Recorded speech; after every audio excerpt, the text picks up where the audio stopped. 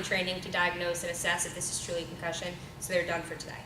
Okay, and then emergency room, and this one I think is really important. Emergency room and urgent care physicians should not make clearance decisions at the time of the first visit, and that's once again, your kid gets hurt at the game. Their parents take them to the urgent care. They do a CT scan, say the scan's clear. I don't have a concussion. I'm good to go. Not necessarily true.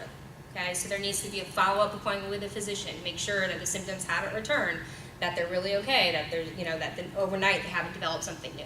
Okay, and in order to clear an athlete should be completely symptom-free, both at rest and with cognitive stress, and we'll talk about that. And then also with full exertion, physical exertion. And this includes, I shortened it, but this includes a return to play protocol, which is 5 days long. Okay, so basically anyone that's diagnosed with concussion is waiting at least 5 days once they're symptom-free to return to activity. Okay?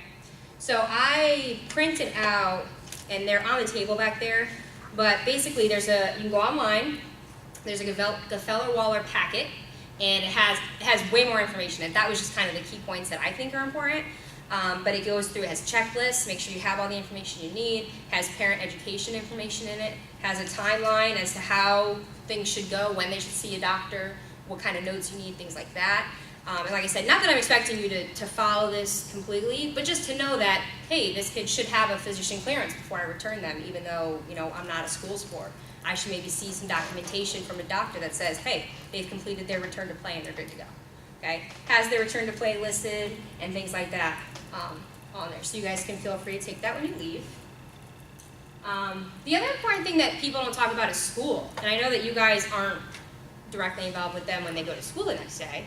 But one thing that's included in the Gefeller-Waller packet is return to learn instructions, is what they call it. And so basically, I put in here, we wouldn't expect a kid to go out and play ultimate with a broken leg, right? So they're having issues with their brain right now and having limited brain function in certain ways. Why are we expecting them to take tests? Okay, just because we can't see the injury doesn't mean that it's not there. And therefore, this program also has a sheet where the doctor can put in what they're limited to do at school and things like that. Only do half days, only take tests for 10 minutes at a time, allow extra time for a test, things like that. Basically, the whole goal in all this and what we found is that the more you can limit the exacerbation of the symptoms, the quicker they're going to recover. So any way that you can do that, the better off they're going to be. So that's where the school part comes into play. If we're limiting from sports, but then we say, okay, go to school and try to study for 6 hours. What are we? Now we're not risking them getting hit again, but we're definitely, making them try to use their brain more than they should be doing at that time. So the athlete should not. So I'll kind of go through kind of how it goes typically. Once the kid gets hit, you think they have concussive symptoms. We then have them go to their physician. Physician will diagnose if they have a concussion or not. They will release them with some return to school or return to learn restrictions. Then they typically will do another trip back once they feel like, okay, I'm feeling better, I can get through the day, I'm doing full days now. Okay, I'm going to go back to the physician, and they're going to fully say, okay, they don't have any restrictions at school anymore. Once they're able to go through the entirety of school, no restrictions, and they go 24 hours without having symptoms, then they're allowed to begin their return to play protocol. And so that's in this packet as well. And basically it's 5 days, and it's written out here for you. And actually, the Carolina Family Practice has actually broken it down in different sports as well, so that if you exercises that are specific to the sport that you play to really test the brain and things like that. And so basically what it is a slow progression to physical exertion, so that we can see that if we elevate their blood pressure and have them moving their head and going up and down and using different planes to see if those symptoms come back. If they don't come back at school, they don't come back through each stage, and then they finish all the stages without symptoms returning, we consider them cleared, and then they're allowed to go back to activity. Okay? So the athlete should not begin the return to play protocol unless symptom-free for 24 hours, and then they should not advance to the next stage of the protocol unless they are symptom-free for the 24 hours after they complete that stage. So stage 1 is 20 to 30 minutes of cardio activity. So it's either walking or a stationary bike. So that's all they would do that day. And then you wait 24 hours, no symptoms, able to go to school, able to do homework, no issues, we can advance to the next day. Next day is 30 minutes of cardio activity, jogging at a medium pace, and then they can do lunges, push-ups, And it gives you the amount of time. And it progresses like that. Day 4 is a non-contact practice, so basically doing drills and things like that for 30 to 60 minutes. And then typically after that, each physician varies a little bit, but typically after that, the physician likes to just communicate with the parent at least after that point and say, okay, are they doing well? Okay, they've completed everything, they have no symptoms. All right, they can move on to stage 5. Stage 5 is a full practice, basically let them do everything that they would normally do. If they complete that, then they're allowed to participate in a competition. Okay, so it's nice and spelled out for you. There's little spots you can initial that they've completed the stage and things like that. Typically the athletic trainer is the one that's supposed to complete this, but if you, obviously for club sports and things like that, you don't have an athletic trainer every day to be able to do that for you. So they allow parents to supervise and things like that, or the coaches to sign off on it. Any question on the return to play protocol? Yeah? Does your average North Carolina family practitioner aware of all of this and know how to? That is a very actually good do question. it? So if you had asked me that question last year, I would have said no. But luckily, it's really developed and become more known, for lack of a better word. So I will say the majority of physicians that I send my kids to, they'll come back with this packet. Now I work at a private school, we're not required to do it, but they'll still come back with this packet. But the ones that don't know about it are the ones that will say, I don't even want to treat concussions. So those physicians will typically send that kid to a specialist, to like Carolina Family Practice who has a concussion clinic. The ones that don't know about it are typically the ones that I don't even want to treat it anyway, go somewhere else. Because they don't want, the liability, they don't feel like they know enough about it. They're not going to sign off on it. Correct. So they're going to say, okay, I hear that more often than not is that I don't feel comfortable treating that. This is where we refer our kids with concussions. So I would say most physicians that treat concussions know about it. And the only ones I would say that don't are the urgent cares. And so that's why if you have a kid that comes back with an urgent care note that just says good to go, that's when I would question, okay, did you go through this? Have you talked to your family physician? Things like that. Because even if they're not going to go to that physician for treatment, they at least should be made aware that that's in their medical history for physicals and things like that. Because what you will have happen is, let's say kid gets hurt in Ultimate in June, gets a concussion, maybe doesn't finish the season for whatever reason, and then goes to get their physical for school the next year, hasn't done a return to play, nobody knows about it, cleared to start sports, and they haven't gone through the process to make sure that they've fully healed. So that's why just letting the physician know so that when they come back in the fall for their physical, they can say, okay, did you do this, did you do this, that kind of thing. But I would say now, majority of people who need to know. Parents do not know, so that's why just kind of making people aware is really good. I like to, before the season kind of tell people, hey, this is what I'm going to expect. Make you aware of it. We're going to maybe start following this, or I at least want to make sure that your physician has told you to follow this, that kind of thing. So I'm not saying that you have to, hand all these out and tell your parents to do it necessarily, but I would definitely, if you have a kid come to you and say something like, hey, did you do the return to play protocol? Do you have a note from a physician? And not just kind of say, yep, okay, Johnny's good to go, head out there kind of thing. And then follow up what you touched on. As a coach, what should I expect to see?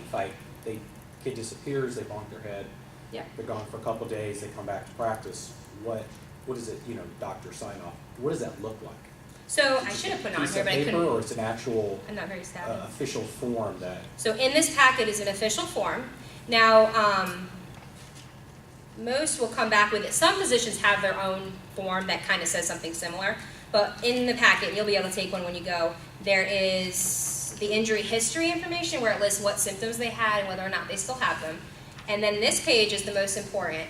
It basically says, has a bunch of check boxes, out of school until this date, may return to school on this date, may return to school now. And then the most important for you is going to be down at the bottom. It has not cleared for sports or physical exertion at this time, may do light physical education, and etc. May start return to play protocol as a checkbox. Must return to physician for clearance before starting return to play protocol. So there's a bunch of things listed here. So when you get it, don't just be like, oh yeah, you have it, you're good. Read it and make sure it says, the last one is, has completed a gradual return to play protocol without any recurrence of symptoms. The return to play form has been completed and signed, releasing the student athlete to full participation, and then it has the signature physician at the bottom. So just, yeah, make sure, don't just look for it and be like, okay, you're good. Make sure it says, done everything, cleared, good to go, okay? And they might bring you this too, which is, this is the form that shows, the physician will sign this as well, or the person supervising, showing that they've completed all the days that are needed. And then there is, they just added this, there's like a final release form, basically just closing up the packet, saying that they have everything, stating that they're fully released. Any other questions on that? Yeah. Is there any similar program, or is that kind of what's used with like a club soccer or like any other type of like club youth sports as well, where like they might not be having as regular practice or anything, but similar kind of structure?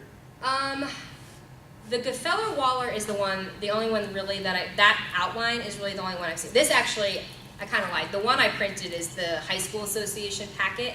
So the Gefeller-Waller one is a little different. It just says Gefeller-Waller and it has less pages. The high school has decided to get a little more in depth and have more information in their packet. But that outline is pretty typical. Like I said, when I was in college, we were doing this years ago. It's just now finally trickling down. So you should see the same kind of thing out of everybody. It would be each club, I guess, has their own policy, because they're not being forced by. Well, that's the thing is, I don't know what the HSA. requirements are. This is only required for public. But like I said, most people are trying to implement it everywhere because obviously it doesn't cost you anything. It's just paper. You know, it basically just protects everybody from the liability and whatnot. Any other questions on that? Okay, so I like this guy. So complete rest or active rest. I don't know, has anyone heard about this? It's like new research that's coming out. So basically what they've been saying for years is the cocoon treatment is what they call it. As soon as an athlete gets a concussion, the best thing to do is to shut them in the room, turn the lights out, let them sleep, no social media, no phones, no computers, nothing. Rest. Which makes sense, right? Because we don't want to use the brain because we just injured the brain, right? So that's considered complete rest. But something new they're talking about is active rest. And I just want to mention it because it's kind of like, as kids hear things, they're going to start talking about it. And so, kind of with stretching, right? We went this thing where now people are like, no stretching at all, not even dynamic stretching. And now I heard that nobody's doing this anymore. And so, even though there's not evidence, people read about it and whatnot, and then they think that's the new practice. So I want to make you aware of it. Active rest is something that they're talking about now.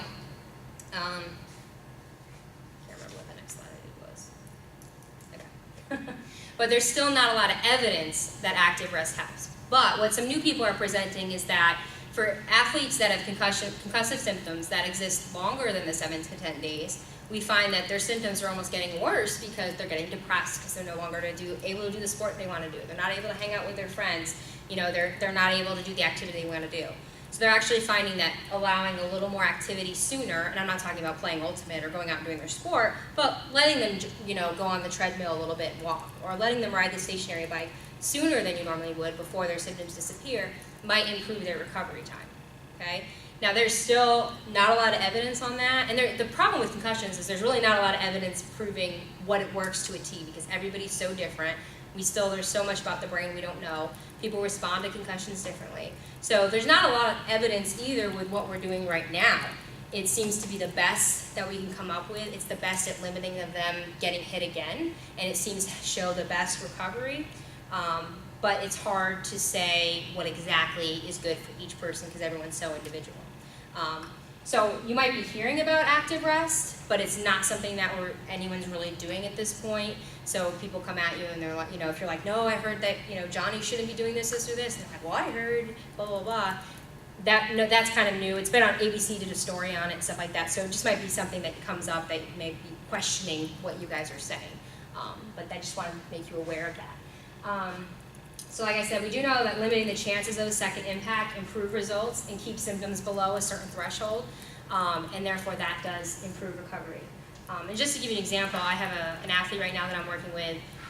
In November, she's a cheerleader, and in November, she got hit in the head, she didn't tell anybody, continued to cheer for about 6 or 7 more days, and I still am working with her now, and that's her first concussion, she's ever had.